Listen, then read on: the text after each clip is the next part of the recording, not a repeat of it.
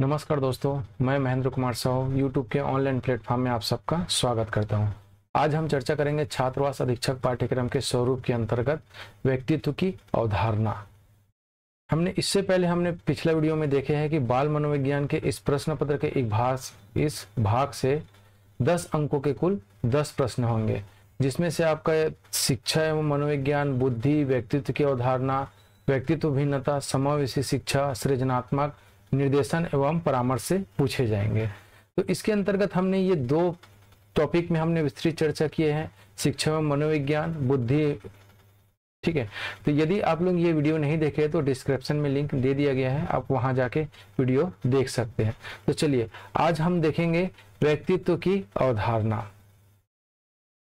तो व्यक्तित्व की अवधारणा में आज हम चर्चा करेंगे व्यक्तित्व अगर बात करेंगे तो इसका अंग्रेजी रूपांतरण, ठीक है, व्यक्तित्व की अवधारणा में हम देखेंगे तो अंग्रेजी रूपांतरण क्या कहलाता है? पर्सनालिटी। और ये पर्सनालिटी शब्द अगर देखेंगे तो ये किसका है? लैटिन भाषा का पर्सन्स से बना हुआ है, और पर्सन्स का अर्थ होता है मुखौटा। तो इसके अंतर्गत हमने देखे कि व्यक्ति का अंग्रेजी रूपांतरण पर्सनालिटी होता है और पर्सनालिटी का हिंदी रूपांतरण व्यक्तित्व होता है। और ये जो पर्सनालिटी शब्द जो है ये लैटिन भाषा के है, जो किससे लिया गया है? पर्सन से लिया गया है, और इसका अर्थ या तात्पर्य क्या होता है? मुखौटा। तो इससे हम ये समझ रहे हैं कि व्यक्तित्व क्या है? व्यवहारों का संगठन है। व्यक्तित्व से तात्पर्य केवल उसकी शारीरिक संरचना ना होकर आंतरिक संरचना में विशेष गुण होना है। मतलब यहाँ पे समझ में आ गया कि आंतरिक संरचना में विशेष गुण होना है। तो चलिए आगे हम देखते हैं। अब ये तो हो गया अर्थ, अब इसके बाद हम देखेंगे परिभाषा है। तो व्यक्तित्व की परिभाषा है, तो व्यक्तित्व की परिभाषा के अंतर्गत देखेंगे तो यहाँ पे विभिन्न मनोवैज्ञानिकों ने इसका परिभाषा दिए है। तो हम सबसे पहले देखेंगे मैकार्डी के अनुसार। तो मैकार्डी के अनुसार क्या होता है? यह रुचियों का वह आकलन है जो व्यक्ति के व्यवहार को विशेष प्रकार का व्यक्तित्व प्रदान करता है। कहने का मतलब यहाँ से क्या समझ आ रहा है कि व्यक्ति के व्यवहार का व्यक्तित्व के रूप में, है ना, या विशेष प्रकार का व्यक्तित्व के रूप प्रदान करता है, उसे हम क्या कहते हैं?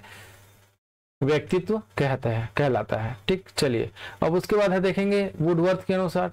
तो वुडवर्थ के अनुसार देखेंगे व्यक्तित्व व्यक्ति के अंदर उन मनोदैहिक गुणों का एक, है ना, गणतव्यात्मक संगठन है जो वातावरण के साथ अनूठा संबंध स्थापित करता है। इसका मतलब हम देखेंगे वुडवर्थ के अनुसार देखेंगे तो क्या होगा इसमें? मनोदैहिक गुणों, है ना, एक क्या होता है? संगठन है जो कि वातावरण के साथ अनूठा संबंध स्थापित करता है।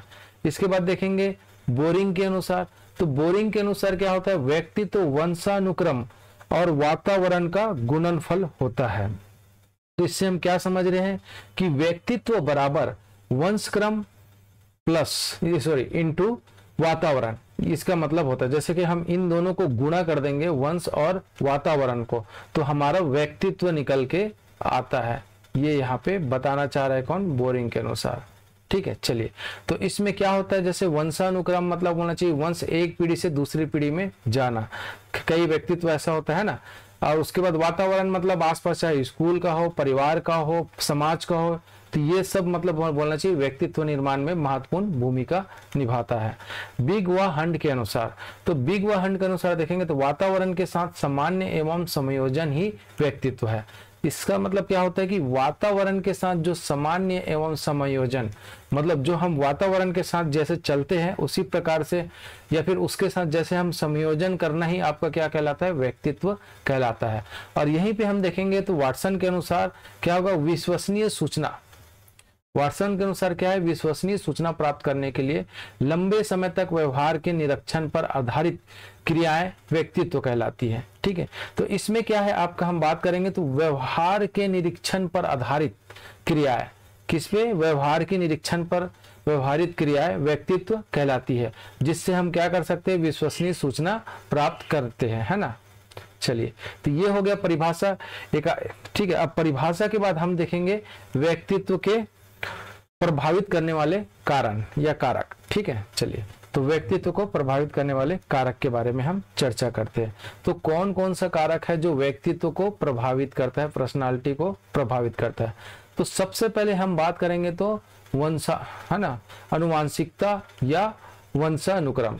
तो अनुवांशिकता या वंशानुक्रम जैसे हमने पीछे परिभाषा में देख रहे थे, ठीक है, तो उसी प्रकार हम यहाँ पे देखेंगे तो इसका क्या कारक होता है कि गुण में बात करेंगे, जैसे आंख, नाक, कान, चिंतन, लंबाई, बुद्धि आदि एक पीढ़ी से दूसरी पीढ़ी में क्या होता है, ट्रांसफर होते हैं, उसे हम क्या कहते हैं, अनुवांशिकता या वंशानुक्रम कहा जाता है। ठीक है, जो व्यक्तित्व को प्रभावित करता है। यहाँ पे जैसे किसी का आंख बोलना चाहिए, किसी का नाक अपने पूर्वज से मतलब प्राप्त होता है, कहने का मतलब ऐसा गुण, किसी का छोटा है, किसी का रंग सांवला है तो मतलब उनका पीढ़ी सांवला ही रहेगा, है ना, इस तरीके से थोड़ा बहुत यहाँ पे प्रभावित करता है। अब यहीं पे हम बात करेंगे क्या चीज, वातावरण।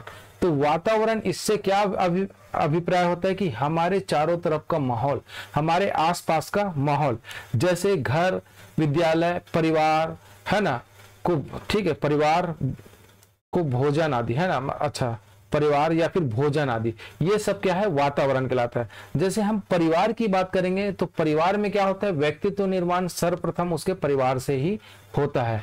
व्यक्तित्व की है ना निश्चित दिशा उसके परिवार से ही निर्धारित होता है। जैसे परिवार में जिस तरीके का माहौल है उसी प्रकार किसी बालक या किसी व्यक्ति का व्यक्तित्व निर्माण होता है। तो चलिए आगे देखेंगे। परिवार के बाद हम देखेंगे क्या चीज, विद्यालय।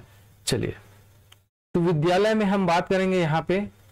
तो विद्यालय में बालक में व्यक्तित्व भिन्नता होते हैं, है ना, क्या होता है, बालक में व्यक्तित्व भिन्नता होते हैं।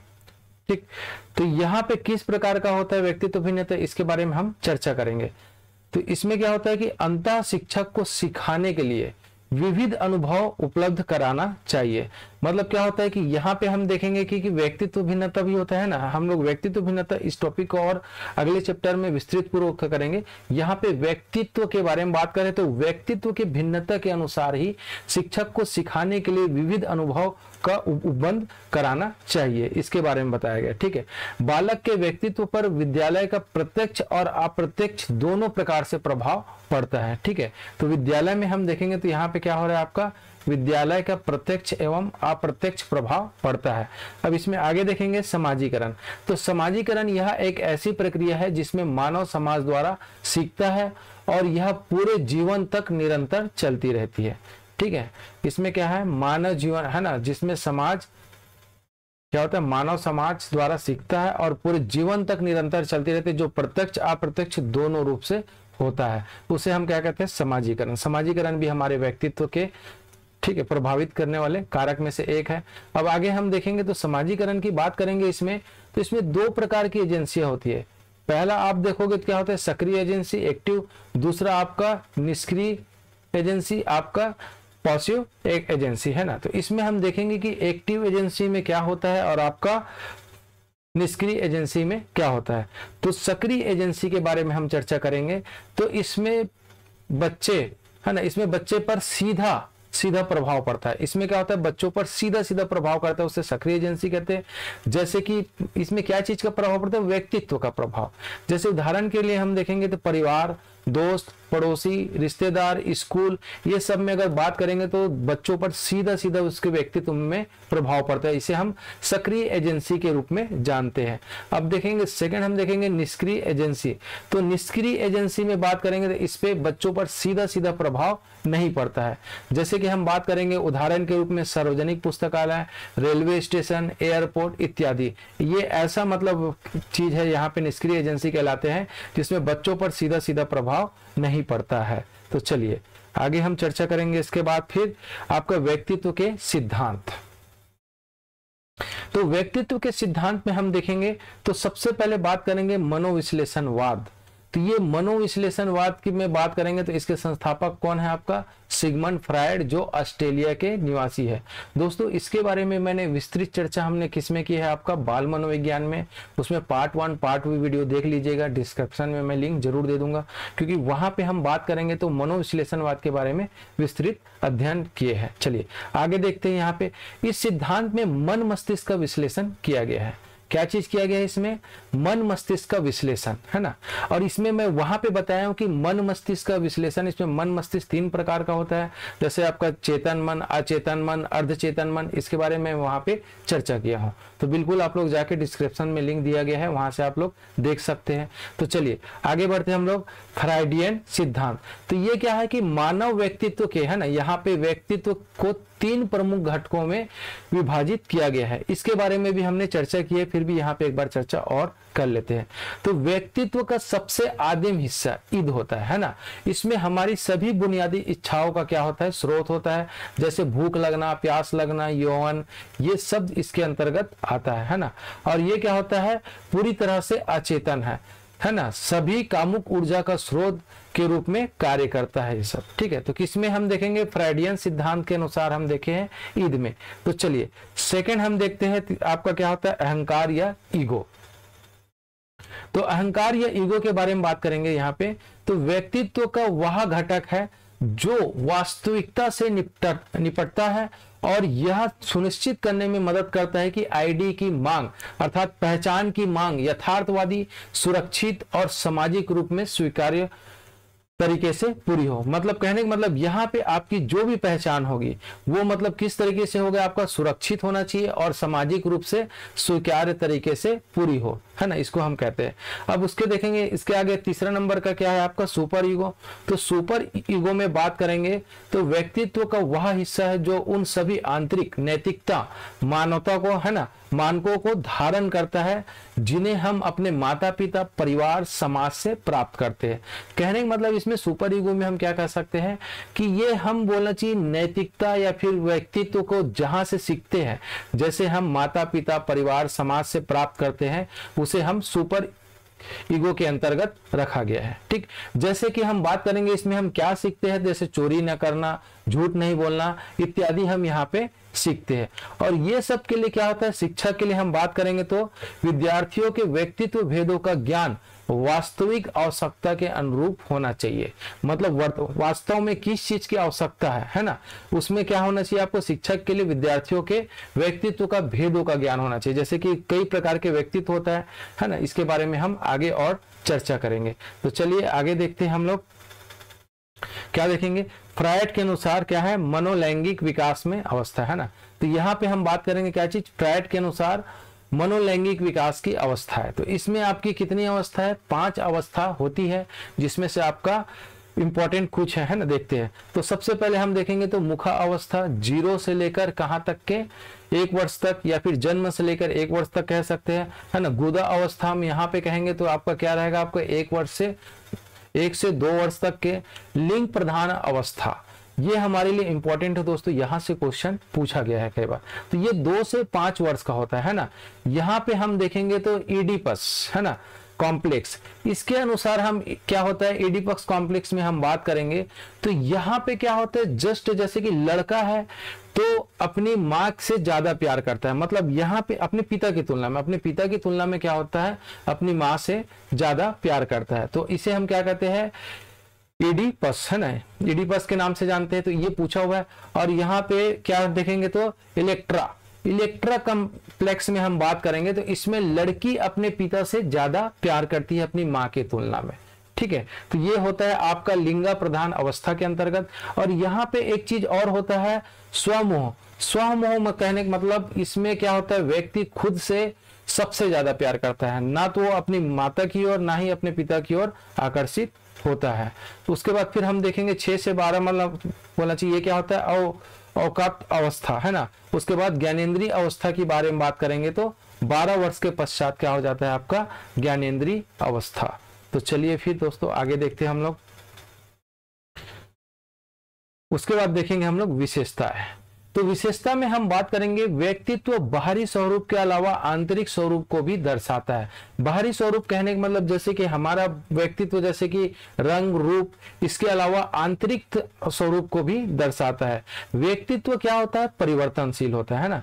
याद रखना है क्या चीज, व्यक्तित्व कैसा होता है, परिवर्तनशील होता है। व्यक्तित्व अनूठा एवं विशिष्ट होता है, ठीक। अधिगम एवं वृद्धि व्यक्तित्व विकास की अवस्था है। अधिगम अर्थात लर्निंग मतलब सीखना, सीखना और वृद्धि व्यक्तित्व का विकास की अवस्था होती है। व्यक्तित्व पर्यावरण और जीवन का स्थायी संयोजन है। बहुत इंपॉर्टेंट पॉइंट है दोस्तों, ये सब याद रखना। क्या है? व्यक्तित्व पर्यावरण, है ना, पर्यावरण और जीवन का स्थायी सामंजस्य है। और यहीं पे हम बात करेंगे व्यक्तित्व, व्यक्ति की आलोचना और अचेतन व्यवहार में फैला हुआ है। मतलब क्या है आपका व्यक्तित्व, है ना, व्यक्तित्व व्यक्ति के आलोचना, है ना, और अवचेतन और अचेतन व्यवहार में फैला हुआ होता है। तो चलिए कुछ पॉइंट और देखते हैं हम लोग। मनुष्य में व्यक्तित्व भिन्नता पर्यावरण, अगर यहाँ पे हम बात करेंगे तो क्या होता है, व्यक्तित्व भिन्नता के बारे में बात करेंगे तो पर्यावरण आनुवांशिकता के बीच अंतर संबंध से निर्धारित होता है। ठीक, और यहीं पे हम आगे देखेंगे तो व्यक्तित्व आनुवांशिकता वह वातावरण का संयुक्त उत्पाद है। यहाँ पे क्या है, आनुवांशिकता व वातावरण, है ना, का क्या होता है, संयुक्त उत्पाद है। व्यक्तित्व के बारे में बात करेंगे तो समाजीकरण की प्रक्रिया में सहायता प्रदान करता है। यहाँ पे क्या चीज, समाजीकरण, है ना, इसमें क्या होता है आपका, सहायता प्रदान करता है। व्यक्तित्व स्वचालित होता है, आत्मचेतन प्रवृत्ति होता है, सामंजस्य, आपका सामंजस्य बनकर रखना होता है ना। व्यक्तित्व में क्या होता है, सामंजस्य बनाकर रखना भी आपका व्यक्तित्व का विशेषता होती है। तो दोस्तों ये हमारा देखेंगे तो व्यक्तित्व का चैप्टर यहीं तक। आगे का हम कल क्लास में देखेंगे, हम लोग क्या चीज देखेंगे, आपका व्यक्तित्व भिन्नता के बारे में चर्चा करेंगे। हाँ, अगर यदि आपको किसी भी प्रकार की समस्या आ रही है दोस्तों, तो दिए गए नंबर पे आपको व्हाट्सअप करके पूछ सकते हैं। और ये पीडीएफ प्राप्त करने के लिए आप कमेंट करके बताइएगा, और दिए गए लिंक में आपको, है ना, टेलीग्राम लिंक में जुड़ना है, जिससे आपको ये पीडीएफ प्राप्त हो सके।